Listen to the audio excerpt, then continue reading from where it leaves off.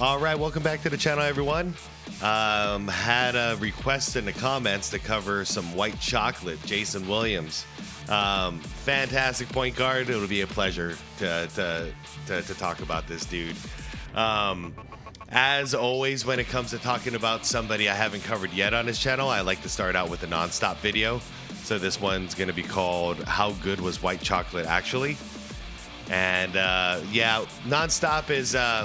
they don't get too in-depth on things, but gives a great overview of a person and their career and everything we need to know.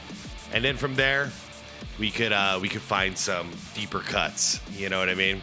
But anyways, I hope you guys are having a good morning. I'm having a great morning over here, even though it's hot as hell in Arizona. It is what it is. It's like this every summer. But as always, I'm going to link the video down below in the description if you want to watch it without my commentary. And if you're coming along for the ride with me to hang out, then please leave the video a like. It helps me out a lot. And other than that, not much else to say. Let's do this. They called him White Chocolate, and he is arguably the most creative passer in NBA history. He was criticized for substance not matching the flashy style, but he shut the haters up by winning a championship. But was Jason Williams really as good as his highlights? White Chocolate was a baller from the get-go. His father worked and lived on the campus of DuPont High in West Virginia, so Jason grew up with the keys to their gym. Like a kid in a candy store, little Jason took advantage of those keys to the fullest. He'd go to the gym late at night and spend countless hours working on his ball handling, passing, and shooting. Williams would even put ankle weights on his wrists and wear leather gloves to make his handles quicker and better. At the age of 4, he could already dribble without looking at the ball. And when he was 7, Jason knew that one day he'd be an NBA player. When he started playing for DuPont High School, Williams was already notorious for his ball handling. Okay, so far I'm already learning stuff. I had no idea he was a natural like this, working from 4 years old. I didn't even touch a basketball until I was 5. Let alone dribble without looking. Damn, man. Yeah, this is when worlds collide, because you guys remember, I'm sure a lot of you remember, and one basketball. This is pretty much the closest thing we saw to and one making it to the NBA. Even though he didn't play with and one, he had that style. He had that flash that they had over there, but he made it work in a professional system, which is awesome. He was a star even as a freshman, but at the beginning of his sophomore year, an even bigger star showed up. It was none other than Randy Moss, a future NFL Hall of Famer. Wow. Randy was as athletic and talented as they get, and on top of playing basketball and mossing everyone on the football field, he was also running track and playing baseball. Okay, I'm learning all kinds of stuff. I didn't know Randy Moss played basketball and baseball. What the hell? He did the trifecta? Moss and Williams grew up less than a mile apart and were great childhood friends. Crazy. Together, they formed one of the most dynamic duos in high school basketball history, with Jason's killer dribbling and perfect alley-oops, and Randy jumping over people and dunking everything in sight. The two friends played 2 years together, and in 1994, during Jason's senior year, they led DuPont to the state championship game. But even with 17 points, 11 assists, and 9 rebounds from J. Will, and 33 points and 14 rebounds from Moss, DuPont lost 79-73 to Martinsburg. Despite the loss in the finals, Williams was named West Virginia Mr. Basketball, an award that Moss would win a year later in both basketball and football. Okay, so Randy Moss is one of those rare cats. He could have gone to the NBA probably. Or am I off base? Did he continue playing basketball, or did he just straight up dedicate himself to football? It's crazy, man. Y'all remember a dude named Charlie Ward? Played for the Knicks, and he played for the New York Giants. I don't know of any other guys who actually tried to make it work between basketball and football. But, yeah, those double sporters like Bo Jackson and Deion Sanders, those guys intrigued the hell out of me. Overall, Jason averaged 18 points and 10 assists during his high school career, and he's the only player in DuPont history to reach 1,000 points and 500 assists. After that, Jason enrolled at Marshall University under coach Billy Donovan, and not coincidentally, Randy Moss also joined Marshall 2 years later, but this time focusing only on football. Okay. Williams redshirted his first season, and in 1996 as a sophomore, he averaged 13.4 points and 6.4 assists per game. Soon after, coach Coach Billy Donovan left to coach the Florida Gators, and Williams felt abandoned. Without a coach he trusted, Jason decided to leave as well, joining Donovan at Florida University. Even though Whoa, he followed his coach. Crazy. I did notice his assists went down.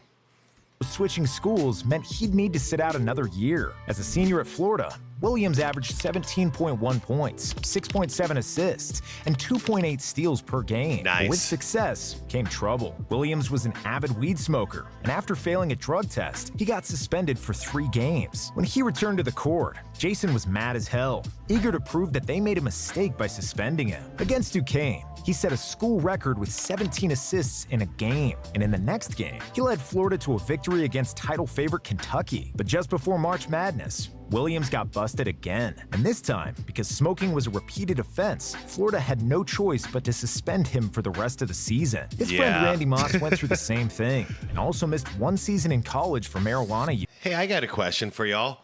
Now that marijuana is legal in quite a few places in the United States, how does that affect the athletics program? Can you fail a drug test for smoking weed or having marijuana in your system, but still be eligible to play these days? Let me know. I'm curious. But despite being a certified stoner who was only 6'1", weighing $170, and even though he missed 2.5 out of 4 college seasons, Jason Williams was still in high demand at the 1998 NBA draft. Jason was considered the second best point guard in the draft and got selected 7th overall by the Sacramento Kings. Olo Candy, wow, I forgot about you. Michael Bibby, you were a local. He was a local freaking star. Antoine Jamison, Vince Carter at number 5. That's surprising. Tractor Trailer, Jason Williams, Larry Hughes, Dirk at 9, 10 Pierce. What an interesting draft. Getting drafted ahead of Dirk Nowitzki and Paul Pierce. When he finally made it to the NBA, Williams immediately became one of the most popular and most exciting players in the league. Pops it up right to Jason Williams. Williams crosses over, loses Gary, drives into the lane, arcs the high without the window, up and in. J-Will dazzled fans with fearless drives, flashy spins, ankle breakers, impossible behind-the-back passes, and crazy pull-up three-pointers off the dribble. During his rookie year, a PR staffer from the Kings dubbed Williams White Chocolate, because this skinny white boy was playing like he was straight out of Compton. Wait, that nickname came from a staffer? What? Like, dude, I thought it would be a teammate or something. Or Shaq.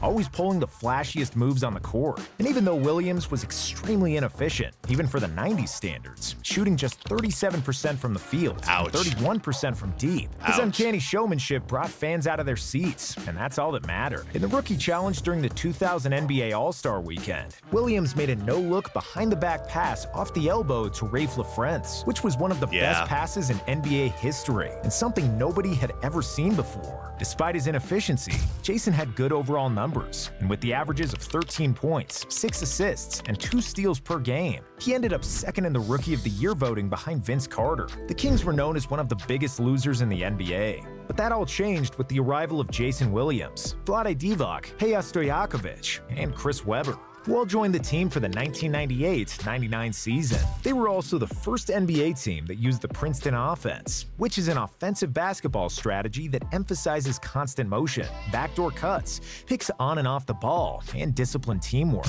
It was used and perfected to great success at Princeton University by Coach Pete Carroll, who in 1997 became an assistant for the Kings. The Princeton offense fitted like a hand to a glove for the Kings' 2 big men, Webber and Divac, who were both amazing passers. With Williams playing extremely fast and always pushing the tempo with the ball, Sacramento led the NBA in pace, and they became the most attractive team in the NBA. Yeah, this was a fun era. It continued on, too, when Michael Bibby came in as the starting point guard. But, yeah, Vlade and Chris Webber, was a cool duo. Later on, when they added guys like Peja, like, man, I was really rooting for them to win some championships. They were such an underdog.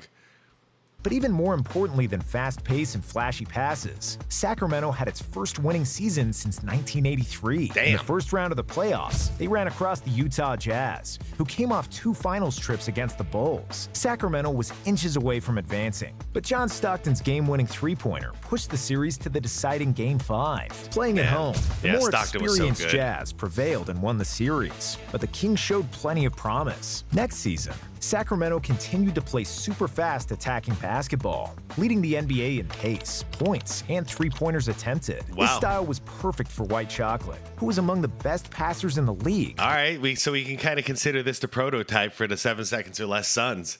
Like, it went through stages to get to where the league is nowadays, and it looks like this was one of the first stages.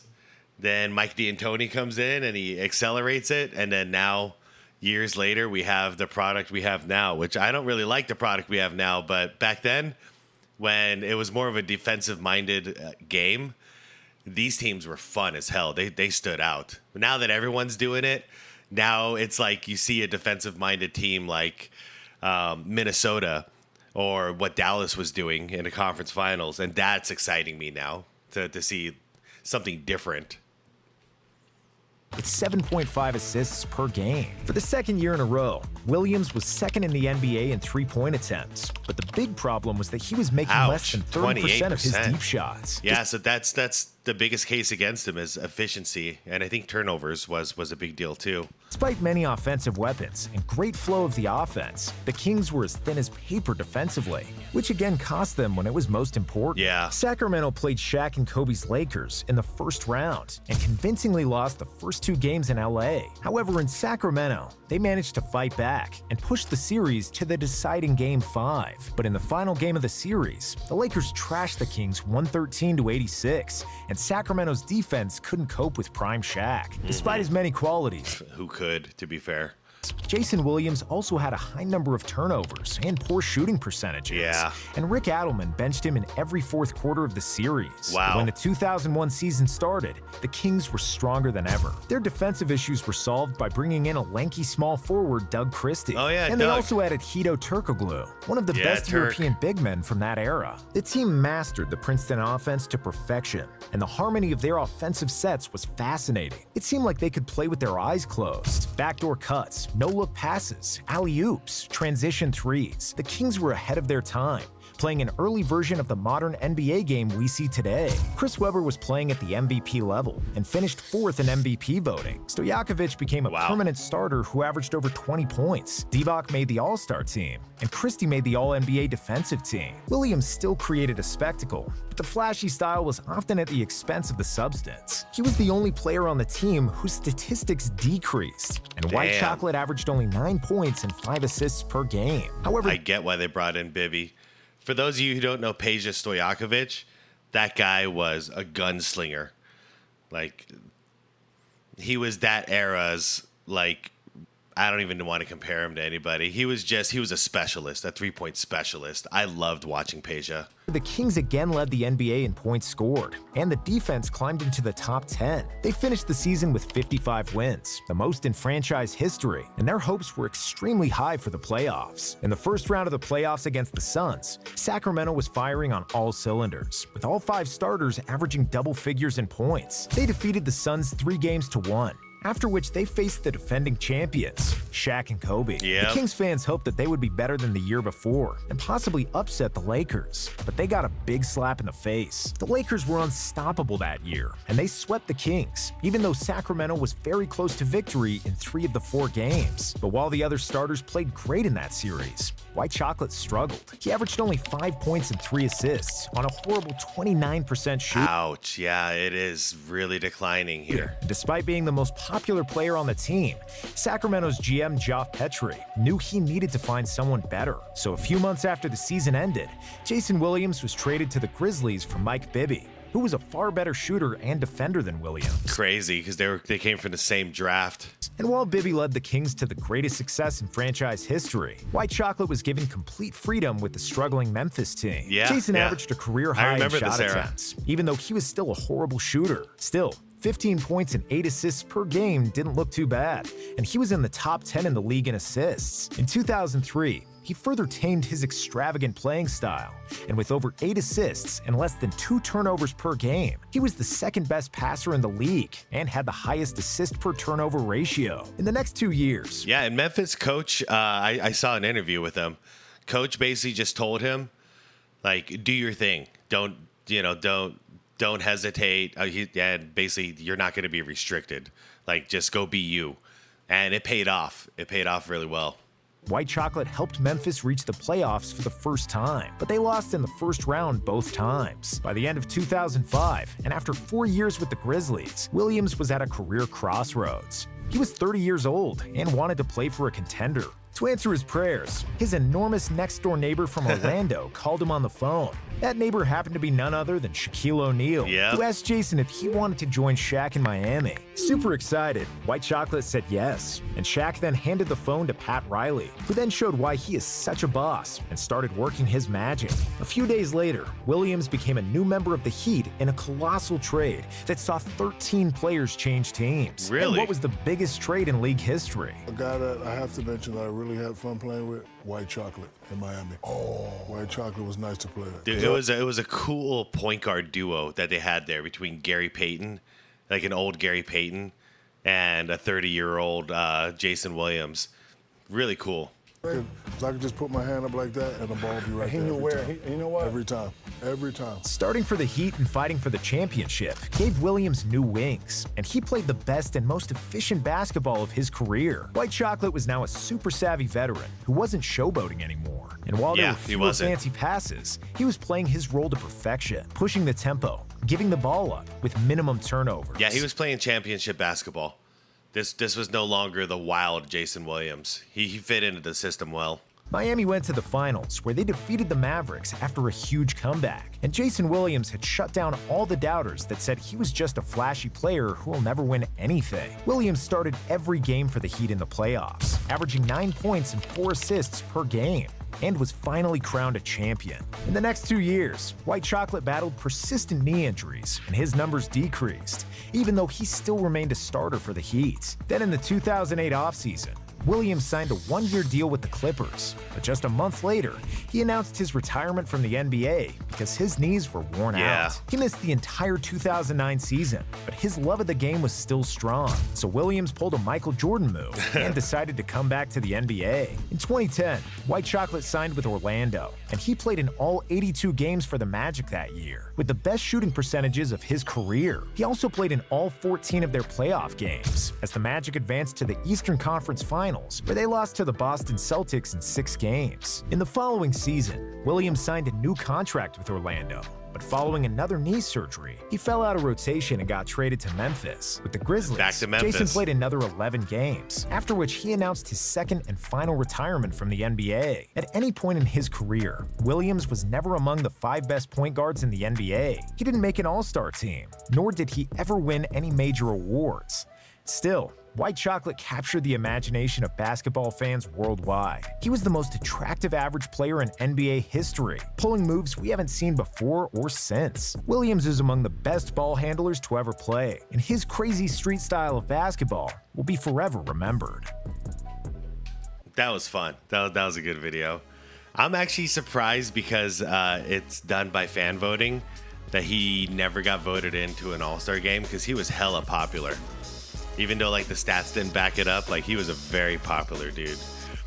But yeah, I remember that year with the championship year with Dwayne Wade's Miami Heat, and I remember feeling like him and Gary Payton.